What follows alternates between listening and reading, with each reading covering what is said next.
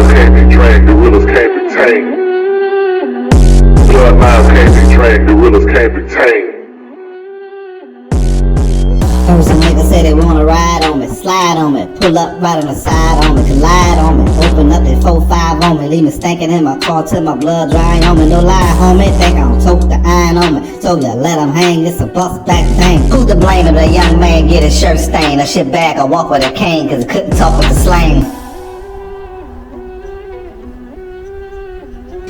No, he couldn't talk with my slang. Couldn't talk with my slang.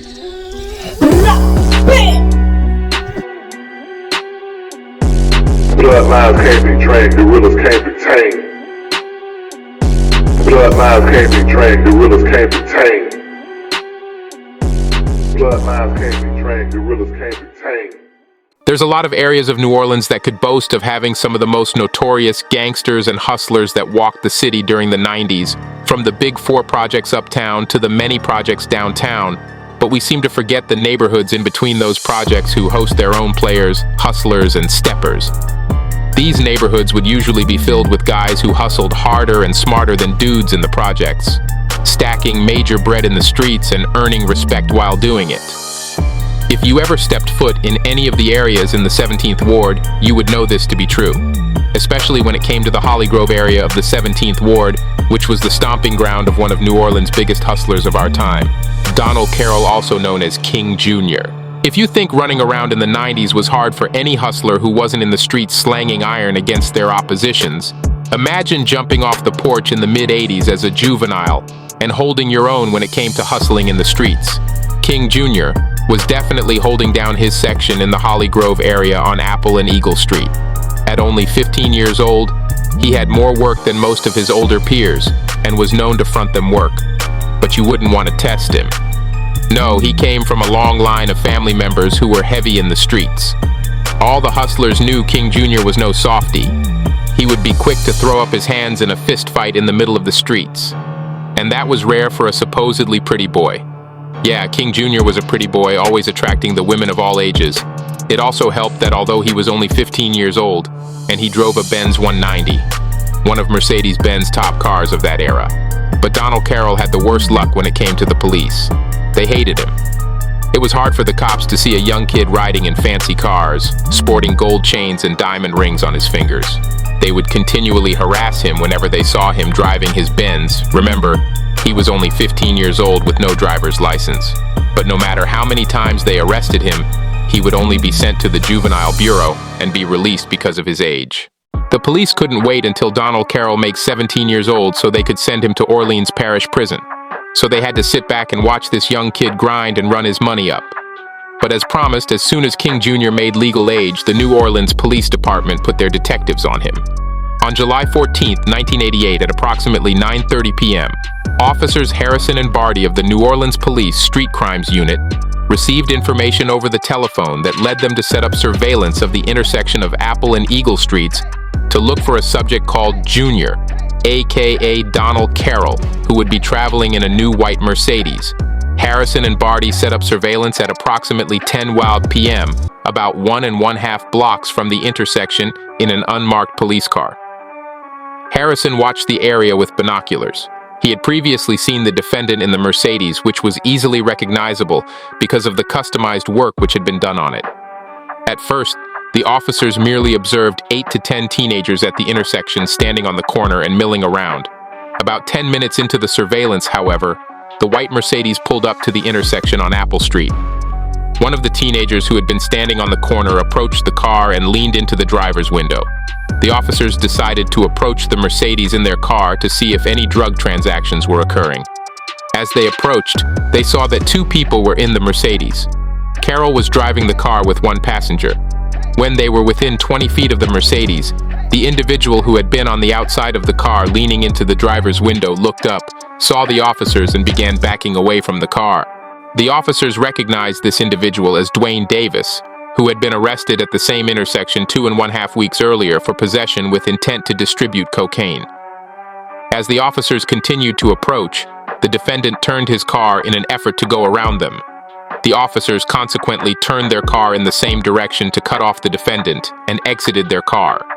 As they exited, they observed the defendant move his hands toward the center of the dashboard area.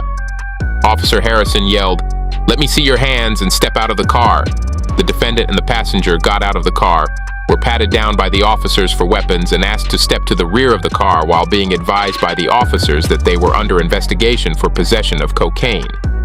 Officer Harrison then got into the Mercedes and examined the panel below the radio. After noticing that the panel was loose, he pulled the panel off, finding therein one large bag containing 66 small bags of cocaine. The officer also located the registration papers for the car, finding that the car was registered to defendant's mother. The defendant was subsequently arrested for possession with intent to distribute cocaine.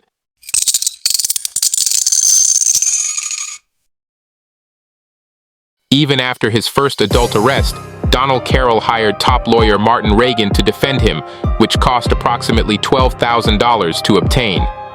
Mr. Reagan was also the lawyer of several kingpins of New Orleans, Sam Scully, Pee Wee Clay, and Roebuck at the time.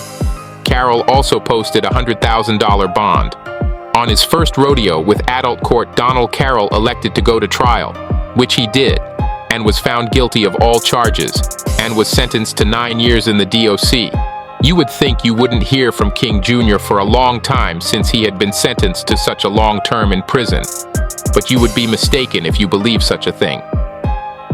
2 years into his sentence, Donald Carroll, aka King Jr., escaped from DOC custody and was on the run. Carroll wouldn't stay out long. He was quickly captured and sent back to prison to serve the remainder of his time with, an additional 6 months added on his sentence for simple escape. Fast forward to 1994, Donald Carroll was back on the streets after making parole, but in normal fashion, he was back to business as usual. It didn't take long for King Jr. to recapture his throne in Hollygrove. This time, he was pushing major weight, and there was no such thing as being low-key. Being the flamboyant person that he was back driving a wide-body 500 Benz with chrome wheels, in addition to his all-black 94 Impala and his massive wide-body Blazer truck. He seemed to have the city on lock once again. It was nothing to see him in Harrah's casino dropping $20,000 on one game of blackjack or losing $100,000 at the crap tables. But he was a good gambler. He would often hit the casino for $250,000 or more of their money. When Donald Carroll placed his bets, he placed his bets big. Balling and living the high life would eventually come to a halt in 1998 when he was arrested along with several other major dope boys for being a part of the Richard Pina organization. Donald Carroll pleaded guilty to those charges and received 10 years in federal prison. He was later released in 2007. And as always, King Jr. got right back to the money, but the scene he left in the 90s were gone. They were new players on the streets, and new police that were roaming around trying to catch all the new players. It wouldn't be long before Donald Carroll would once again get jammed up by the law. New Orleans police car spins out of control. 2 officers have minor injuries.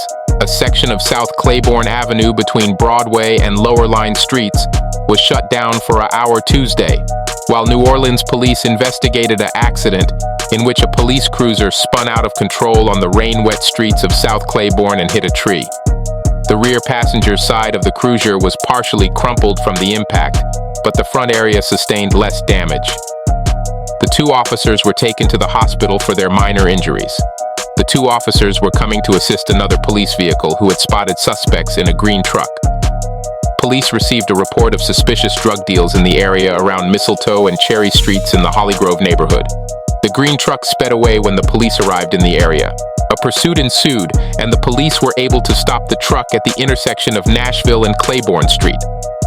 Once arrested, suspect Donald Carroll, also known as Jr., was charged with aggravating resisting arrest by flight, hit and run driving and possession of large quantities of heroin with intent to distribute, and was sentenced to 10 years in federal custody. Carroll was released 2017 and since has gone straight. No more hustling in the streets. In fact, he is now the owner of his own business. Donald Carroll is listed as an owner-manager, member with Triple Crown Construction Dumpster Service, LLC in Louisiana, where he drops off dumpsters at construction sites around the city. This goes to show you that even though you started off in the streets at an early age and been in and out of the prison system most of your lives, It doesn't mean you can't change the way you think and move in the world. No hustler from the 90s should be still grinding in the streets. If you are then, you were either in the way back then, or you're just plain old dumb.